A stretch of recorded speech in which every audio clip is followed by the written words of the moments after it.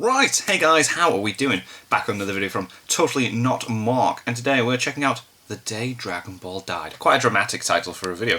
I was hoping for the One Piece review. I reckon he's just waiting for this little bit of Wano to just...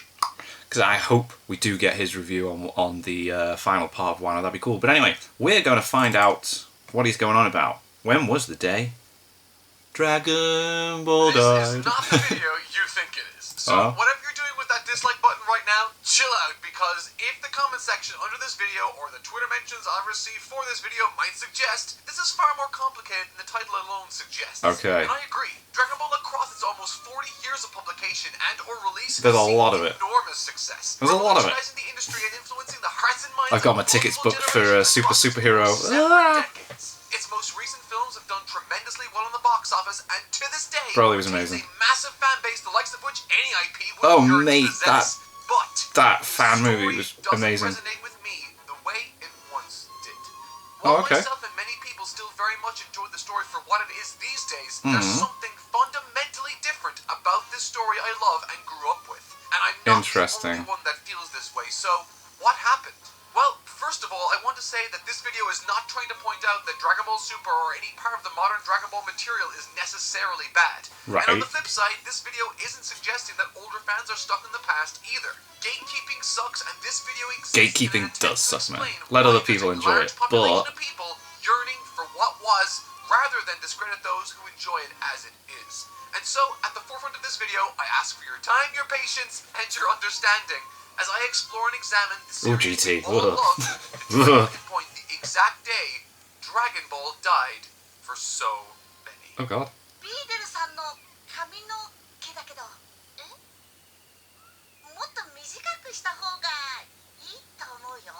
Yeah?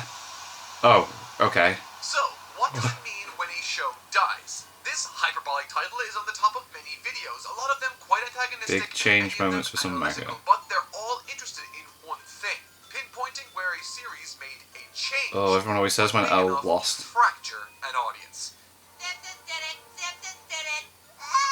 The Simpsons is a very popular and uncontroversial example of this, referred to by the community as the zombification of The Simpsons, following a massive I exodus of the original can't voice watch during Simpsons. season 6. The show itself I haven't been able to for the last few years. From a counterculture critique of the status quo to eventually and ironically becoming the very thing it was a parody of. And it's not just The Simpsons either. Plenty of other series across the decades have fallen to this very common phenomenon. Shows like The U.S. Office, Family Guy, Game of Thrones, and Community, for many individuals... I've still not seen the last season of Community. Divisive creative decisions, a transfer of creative power, fan fatigue, and sometimes cast exodus. And as inflammatory as I quite like The Office without Michael. It wasn't the same, but... more extreme examples, the main reason I chose this video format in the first place wasn't simply to point out that I think this show is dead, but to speak about a very specific aspect that no other series I could find offers. Put simply, I believe there is a specific day in which Dragon Ball as it was once known died, despite its long-staying success. Okay, this is interesting. Where exactly? Dramatically, but still remaining critically successful within its existing fan base. Well, that's Dragon Ball. And so I want to tackle this in two sections. The first being, when did Dragon Ball die? Okay. And the second, why did it? Why? Okay, right. So, let's start by asking the first question. When did Dragon Ball die? Go on. Change isn't something that's new to Dragon Ball. Foundational aspects of the story have God, yeah, every season it was something different. New transformation, new villains. Transforming itself from an episodic-style gag comic focused on adventure and comedy in the first arc. Eventually, it switches focus to battle and martial arts from the second onwards. Elements the series would soon become world-famous. Yes, that is what it's known for, the fights. The character of Goku would change radically from a child of Earth to a man of the stars, moving on from his Earth-based skirmishes to increasingly devastating clashes with the likes of Vegeta, Frieza, Cell, and Majin Buu. With each clash more fantastical than the last, they created what would ultimately become known as power creep. The idea The of power creep, man, yeah. You've got to keep getting stronger. Power between characters became unmanageable. Duh, For many GTO. people, that's a sticking point and a reason they can't enjoy much of the material, even extending as far as the modern day content. For others, the line is different and more focused on on narrative moments, and there are numerous spots where people might arbitrarily point to as a shark-jumping point of no return for them. Anywhere from Goku's reveal as an alien to Dragon Ball GT in all of its craziness. GT and was naturally, there's the numerous continuations of the series in the modern era through the likes of Battle of Gods in 2013, and so on through to Dragon Ball Super. I quite liked the Battle of Any Gods one of movie these places and can no Resurrection of doubt play Earth. host to a specific point in time where fans might consider it a definitive I went to drop-off cinema to point see in the series all of for those them. movies. Heck, I'm sure there are those of you who enjoyed the beginning of Dragon Ball Super but fell off halfway through for your own independent reasons. I just kept These, watching it, however, really. are all narrative moments, though. Specific points that were a breaking point for Goku people. Black. But what I'd like to argue, and what I think is most critical in pinpointing the death of Dragon Ball, is beyond that. It's external, and it's a very clear-cut change in the series. And that clear-cut change took place on the 23rd of May, 1995. On that day, Interesting. people across Japan flooded into their convenience stores and local Shonen Jump outlets to witness the conclusion to what was, at the time, the most successful manga of all time, Dragon Ball, chapter 519. Now, I'm sure many of you are scratching your heads right now at this choice. I mean, it's not like Yeah. Dragon Ball doesn't become more popular after 1995. Yeah. GT may not have been hugely successful, but the franchise still goes Still on kept to going, gain yeah. worldwide acclaim. But it's after this point that I think the most considerable differences occur. A change external to the story, and one that I believe influences why people have such differences in experience and opinion online. Interesting. And so, this brings us to the most interesting part of the video. Why is this the point that Dragon Yeah, Ball go on. died for a large population of people? As mentioned, any one of the series' changes from its tone to its plot to its art could have marked a legitimate dropping-off point for many, but for me, I think Dragon Ball died the moment Akira Toriyama stepped away from the driving seat. Oh, okay, And yeah. again, I know, that sounds crazy, right? Toriyama has played a role in the franchise for decades, whether it's little aspects like contributing designs or even as far as penning entire scripts for movies. He's never really gone anywhere, but in spite of that, the format of his involvement has changed dramatically. And I Yeah, that's argue true. that there are repercussions here that affect that very aspect that drew millions of fans into Dragon Ball in the first place. The very aspect that brought the series worldwide acclaim. I am of course speaking of the series action. Do you know what? Yeah, like the action isn't there, is it? As where it was. The physical like fights instead of just beam battles. It's And like, while those aspects are still present in the modern material, the action itself doesn't hit right. does not feel the same. Yeah. I'm sure that's still a head scratcher for many of you, given the recent movies and TV anime have produced. Oh, some don't of the throw any finest spoilers action for series Superhero, I've please. seen. Oh, Again, I'm so I scared agree, whenever I see but I clips. think it's important to understand that I believe the action is simply different, rather than categorically better or worse. So, what is different about the action? In a nutshell, the battles lack a narrative through line, a sense of drama within the Yeah, like fight. where's the stakes? During the original run of Dragon Ball in the 80s and 90s, Akira Toriyama was forced to fly by the seat of his pants as a writer, making up the story as he went along, sometimes week to week, based on the responses from his editor or audience. This had the That's mental. unintentional benefit of injecting narrative twists and snappy pacing into each subsequent chapter that was released, and due to a large amount of the runtime of the series comprising itself of fighting, he had to find a way of weaving story beats and drama into the DNA of the fights themselves in order to progress the story along. Contrary to popular belief, Dragon Ball hasn't always been mindless fighting.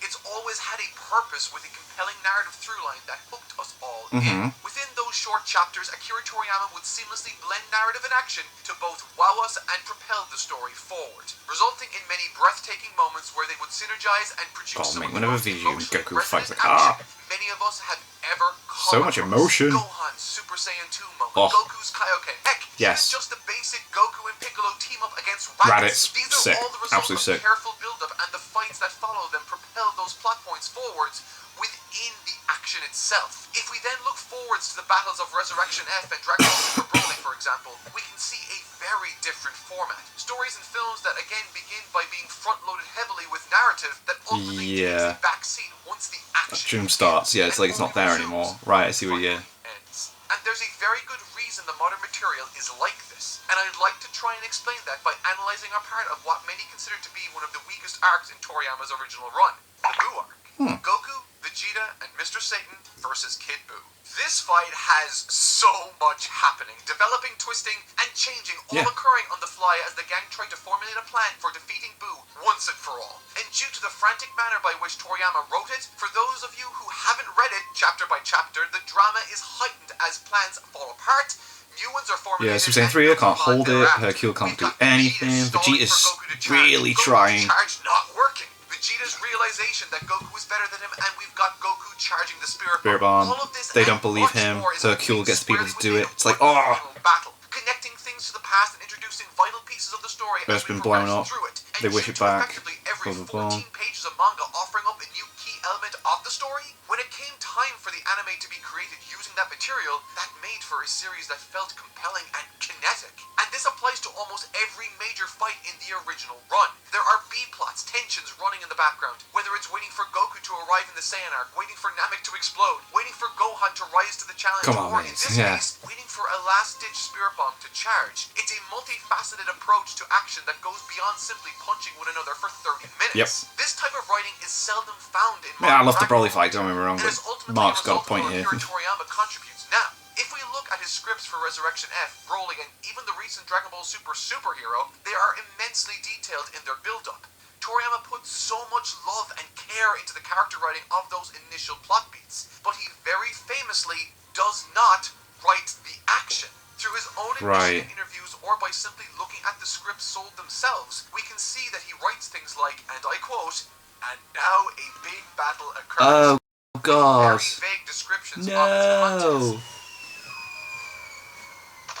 I mean, here's how Resurrection F's beloved group fight plays out on paper. Quote, "An astounding battle begins. This scene is a major set piece. Of course, I just have to write the words, so it's pretty easy on my end. Sorry. It'll probably be rough on all of you animators, but please do your best." What? And that's it. He contributes some gags That's like Krillin and crazy. Jaco's banter, but that's all there is to it. He goes to touch more in depth for Goku versus Frieza by requesting specifics like a beam struggle or a specific set piece, but that's as far as... That's so weird, I didn't realise that at all. Like, what? The rest is left up to the director and storyboard artists for the film to conjure up how these things flow together. And while the action can be astonishing, particularly in the case of Dragon Ball Super Broly, it's simply not their job to add narrative on top of this. Then of course you have the Dragon Ball Super anime series from 2015 to 2018, which was effectively a million other writers approaching and interpreting Toriyama's basic outline. And even then you have the complicated aspect of Toriyama not naturally writing the story as it comes to him, instead writing on prompts from producers.